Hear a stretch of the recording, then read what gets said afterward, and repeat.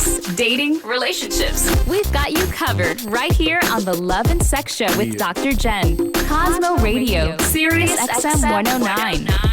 Elisa, welcome. Hi, Jen. Hi. I'm the one that tweeted you about the couples therapy before. Yes. Yes. Are you on solo or with your boyfriend? I have my boyfriend here. He's here, but I would like to talk to you. I'm very upset right now because we've been living together for a year, and we've been to a lot of couples therapy, and nothing has worked. Every time we go into therapy, like, I scream and yell at him, and I end up storming out, and I get really upset. Why are you screaming and yelling? Because like, we just can't, like, connect. We don't connect. Like, we don't understand each other. Elisa, do you think that screaming and yelling at him is going to help you connect? No, I don't. It's, like, terrible. And I love him. I love him, like, so much. And it's horrible because we just, like, I don't know. I know this is the person I'm meant to marry, and he doesn't want to marry me, and it's just, like, a whole big mess. No, whoa, stop. Elisa, you're not supposed to marry him. You're not supposed to marry a man who you scream and yell at. You're not supposed to marry a man who doesn't want to marry you. Those two things right there tell me this is unlikely to be your partner. But maybe he doesn't know that maybe he doesn't know that he wants to marry me. You know? Elisa? Yeah. Why would you want to marry someone that you find yourself screaming and yelling at? What would make you think that that's a good partner choice for you? He's a very good person. He's a very good person inside. He's like, has the best heart. If you met him, you'd love him. He's like, I'm sure I would. I'm sure he's great, but it doesn't mean he's a great partner for you.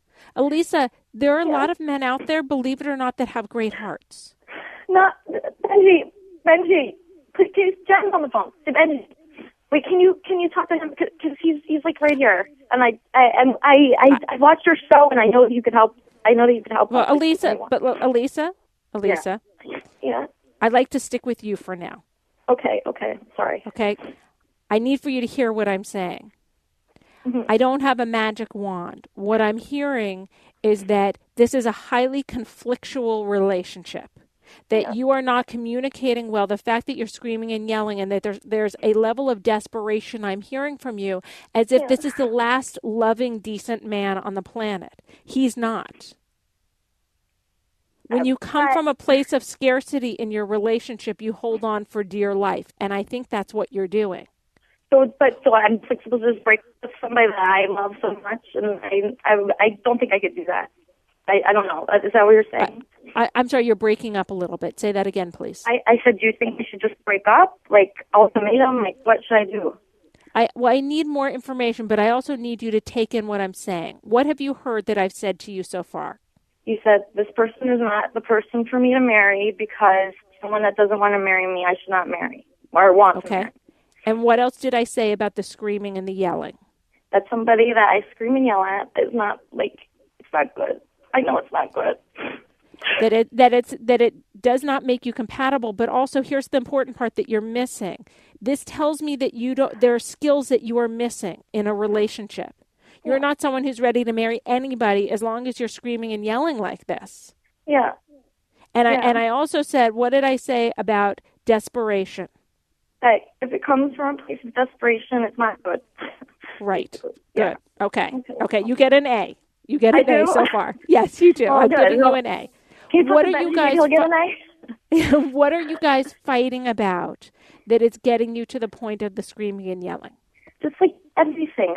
It's like so crazy. It's like I say something to him and it's like I'm speaking like a different language. You know, it's crazy. It's like we're speaking different languages. We don't understand each other, Jen. Okay. Then why would you want to marry someone who doesn't understand you and who you don't understand him? Because if you know, it's just somebody has like the best heart, you know, they just have like the most wonderful, beautiful heart, and they love you. He like loves me, and he wants me to be happy, and he like loves my family, and he like does all this nice stuff for me, you know. But Elisa, in order for someone to be compatible with you as a partner, on a bare minimal level, they have to understand you, and you have to understand them, and there needs to be good communication. Yeah. It sounds like that's completely missing. I feel like if you met us and like you saw us together, you'd be like, wow, they belong together, you know. I really feel that. Elisa, it doesn't matter who thinks you belong together or not. That what other people think don't matter. Even to a large extent, what I think doesn't really matter. What it's like when the two of you are together, that matters.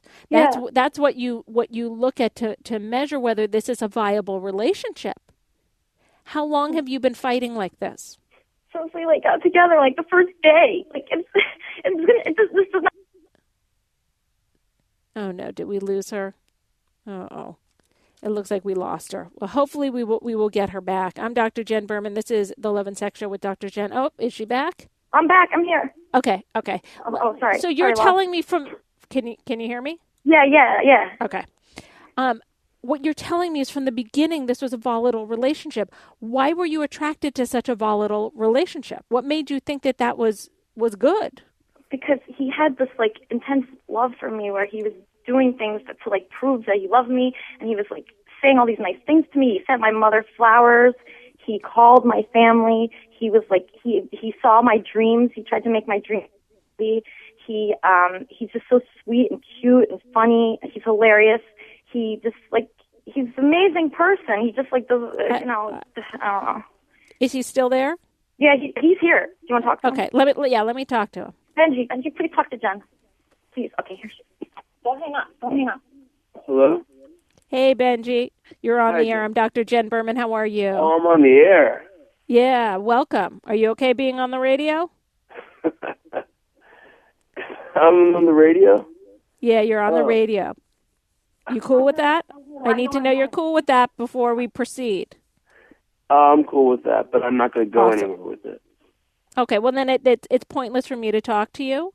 So yeah, if you want to put Elisa back on, because I like to figure out what's going on in this relationship and be able to help you guys. But if you're not up for that, then just put Elisa back on. I'm not doing therapy on the air. Just do it. Tell her, Benjy. Benjy, please tell her.